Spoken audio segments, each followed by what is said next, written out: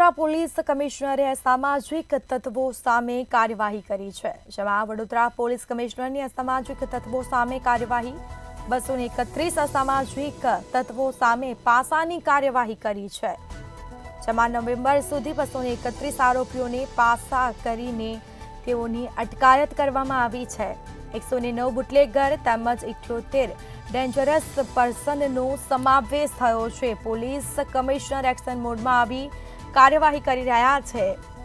અસામાજિક તત્વોનો દિવસે ને દિવસે આતંક જોવા મળ્યો છે, જેના કારણે લોકો ભયમાં મુકાય છે। વડોદરા પોલીસ કમિશનરની અસામાજિક તત્વો સામે કાર્યવાહી, જેમાં પોલીસ કમિશનરે અસામાજિક તત્વો સામે કાર્યવાહી કરી છે।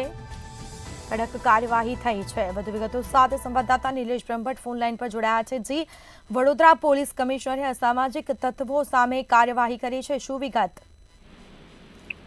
જી, ભાજપના પૂર્વ કોર્પોરેટર રમેશ પરમાર રાજાના દીકરાની હત્યા બાબર પઠાણ કર્યા બાદ પોલીસ સક્રિય થઈ છે। જે રીતના ભારતીય જનતા પાર્ટીના સંગઠન અને ગુજરાત સરકારે આ વાતને ગંભીરતાથી લીધા બાદ પોલીસ કમિશનર નરસિંહ કોમર છેલ્લા કેટલાક સમયથી વડોદરા શહેરમાં કડક કાર્યવાહી કરી છે।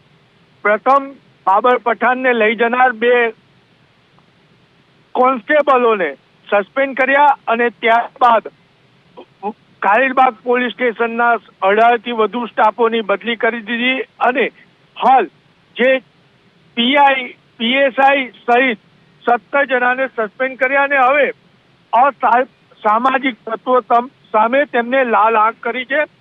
વડોદરા પોલીસ કમિશનરે 231 અસામાજિક તત્વોને પાસા હેઠળ કાર્યવાહી કરી છે। જાન્યુઆરીથી નવેમ્બર સુધી 231 આરોપીઓને પાસા કરી અને અટકાયત કરી છે। સૌથી વધુ 109 બુટલેગર અને 78 ડેન્જર પર્સનનો આમાં સમાવેશ છે ને હાલ નરસિંહ કોમર વડોદરા શહેરમાં અશાંતિ ફેલાય તેવી કોઈ પણ કાર્યવાહી સાંખી લેવા નથી માંગતા, એટલે હજુ પણ વડોદરા શહેરમાં કડક કાર્યવાહી કરે તેવી શક્યતા છે। જી બિલકુલથી તમામ જાણકારી આપવા બદલ આપનો આભાર। તો 109 બુટલેગર તેમજ 78 ડેન્જરસ પર્સનનો સમાવેશ કરવામાં આવ્યો છે।